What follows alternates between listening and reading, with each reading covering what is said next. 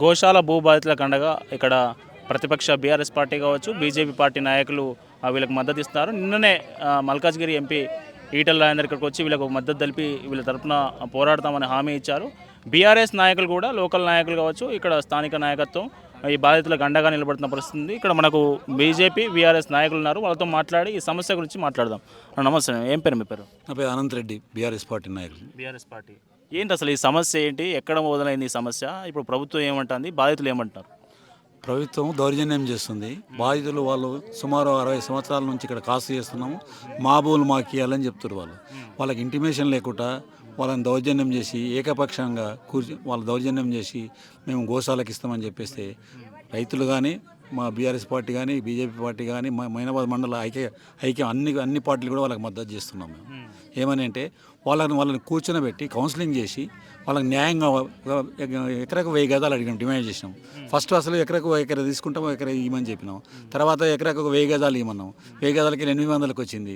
800కి వచ్చినాక కూడా వాళ్ళు దౌర్జన్యంగా వాళ్ళను సబ్జెక్ట్ లేకుండా కూర్చొని కౌన్సిలింగ్ చేయకుండా, వాళ్ళకి చెప్పకుండా, నచ్చకుండా విభజించి వాళ్ళ దానిలో ఏం చేస్తారు, విడగొట్టేసి మీకు ముందు వస్తే మేము మీకు మెయిన్ రోడ్కి ఇస్తాం, లేక గంట కొత్త మీకు ఇయ్యము అని చెప్పేసి వాళ్ళ దానిలో విభజిస్తున్నారు. విభజించి బ్రిటిష్ పాలన విభజించి డివైడ్ చేసి వాళ్ళను రైతులను రైతులను విడిగించి సర్టిఫికేట్లు ఇవ్వడానికి ప్రయత్నం చేస్తున్నారు దౌర్జన్యంగా.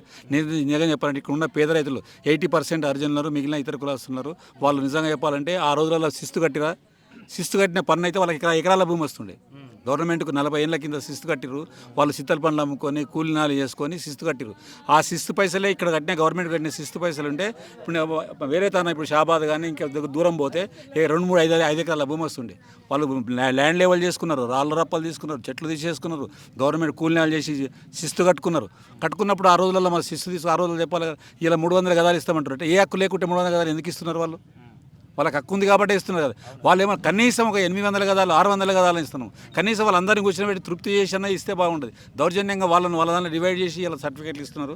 కాబట్టి మేము మండల ఐక్యచారణ కమిటీ వేసుకొని మ్యాక్సిమం అందరం కలిసి వాళ్ళకి మేము బీఆర్ఎస్ తరపు కానీ, మిగిలిన మా బీజేపీ కానీ, ఇంకా మిగిలిన ఏ పార్టీ వాళ్ళు వచ్చినా మేము వాళ్ళ రైతులకు మద్దతు చేస్తాం. ఇరెస్పెక్ట్ ఆఫ్ పార్టీ రాజకీయాలకి అవకాశాలు కాదు, రైతులకే మేము రైతుల గురించి మేము మద్దతు ఇస్తున్నామని చెప్పేసి మా బీఆర్ఎస్ పార్టీ తరఫున అందరి తరఫున మిగిలిన మండల నాయకులతో అందరితో సహకారంతో ముందు ఇంకో ప్రణాళిక వేసుకొని సాధ్యమైన చట్టపరంగా, లీగల్గా లేకపోతే ఏ విధంగా అయినా మేము వాళ్ళతో కొట్టడానికి సహకరిస్తాం.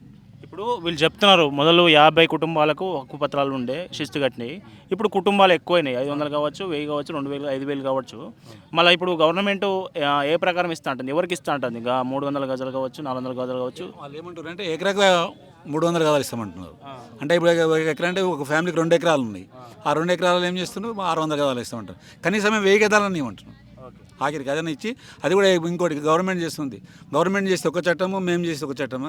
అసలు 111 ఏడుకెళ్ళి ఇస్తారు వాళ్ళు? 111 లేఅవుట్ చేసే అవకాశం ఉందా? అవసరం ఉంటే అదే 500 గదాలు మోకిలు ఇవ్వమంటున్నాం. 111 జైల్లో మోకిలు ఇవ్వమంటుంది. వాళ్ళు డిమాండ్ ఏం చేస్తారు అంటే 111 ఇలా ఇల్లీగల్ మీరు ఇస్తారు కదా. ఇప్పుడు 111 లేఅవుట్ హెచ్ఎండి లేఅవుట్ సాధ్యమా? మరి కానప్పుడు మీరు ఎట్లా ఇస్తారు? వేరే వాళ్ళు చేస్తే వీళ్ళకి ఇచ్చేది 111లో ఇస్తా అని చెప్తున్నారు. ఇక్కడనే పక్కకి అక్కడనే కిందకి ఇస్తా ఉంటారు, ఊరి దగ్గర బంధుకి ఇస్తారు ఇదే లైన్లో. ఇలా ఆల్రెడీ సర్టిఫికేట్లు అవే సర్వే నెంబర్ ఉన్నాయి కదా. నేను ఏమంటున్నా 40 వీడియో ఇప్పుడు అప్పటికి వాళ్ళకి అబద్ధాలు చెప్పేసి వాళ్ళకి మాయా చేసి చెప్తున్నారు. 111 ఎట్లా ఇస్తారు? 111 హెచ్ఎండి లేఅవుట్ ఉందా? లేదు కదా. మరి ఏమి ఎట్లా ఇస్తారు? అది కూడా సాధ్యమా? అంటే ఇప్పుడు తీసుకొని వాళ్ళని ల్యాండ్ మీద పక్కగా జరిపించేసి వాళ్ళ పని వాళ్ళు చేసుకొని వీళ్ళకి రైతులకు అన్యాయం చేస్తారు. సర్టిఫికెట్లు అంటే ఏం సర్టిఫికెట్లు ఇస్తున్నారు వీళ్ళకు? ఏం సర్టిఫికేట్లు ఇస్తున్నారో మేము కూడా చూడలేము. బోకా సర్టిఫికేట్లు ఇస్తున్నా కానీ వాళ్ళకి 300 గదాలు ఒక రైతుకి ఇస్తున్నాం ఎకర ప్రకారం అని చెప్పి ఇస్తున్నారట.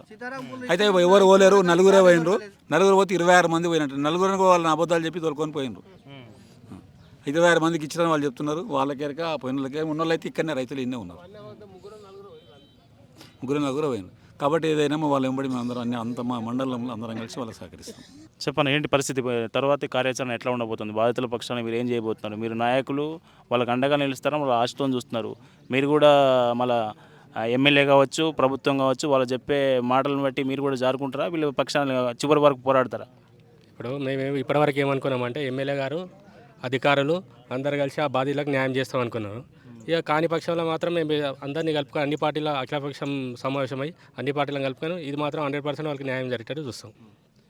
ఎంతమంది ఉన్నారు వీళ్ళందరూ బాధితులకు న్యాయం చేసే ఉద్దేశం ప్రభుత్వానికి ఉందా? మీ ఎక్స్పెక్టేషన్ ఏంది?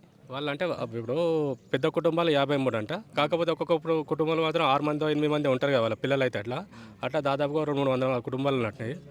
500 కుటుంబాలంట. వాళ్ళందరికీ న్యాయం జరుగుతుంది మళ్ళీ 100% జరగాలి కదా.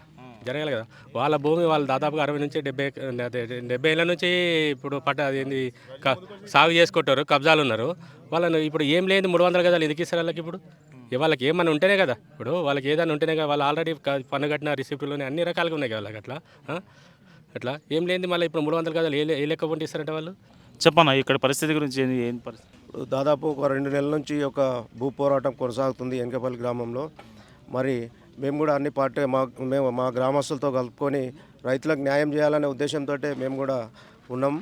మరి శాంతియుతంగా చేస్తున్నటువంటి ఈ యొక్క ధర్నా కార్యక్రమం భూ పోరాటాన్ని మరి కొంతమంది నాయకులు, ఇప్పుడు స్థానిక ఎమ్మెల్యే గారు కూడా కొంతమంది ఒక 4-5 మందిని వాళ్ళకు మభ్యపెట్టి లేనిపోని ఆశలు కల్పించి వాళ్ళని ఏదో వాళ్ళకు కనీసం అవగాహన కూడా లేదు భూమి మీద.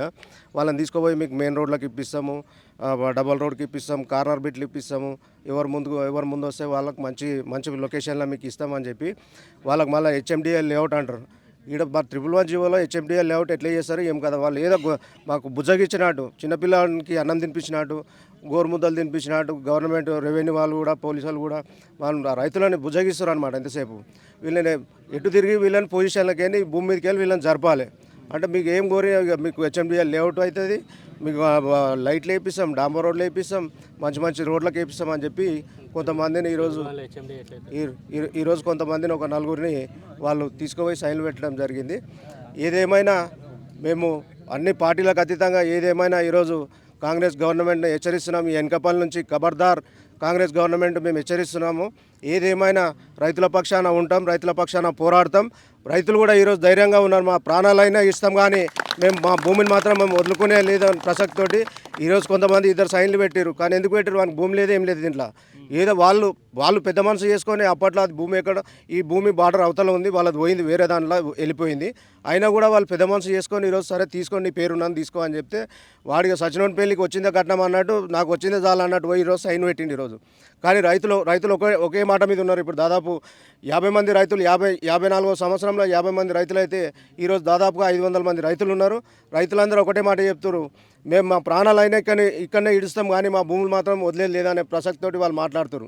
ఇప్పుడు దాదాపుగా ఒక 8 రోజుల నుంచి అయితే వాళ్ళు నిద్రాహారాలు మాని ఇక్కడ రాత్రనక పగలనక ఇక్కడనే ఆ పాములు వస్తున్నాయి, తేళ్ళు వస్తున్నాయి, వాటితో పాటు సహజీవనం సాగిస్తారు వాళ్ళు, ఈయనే వండుతున్నారు వాళ్ళు.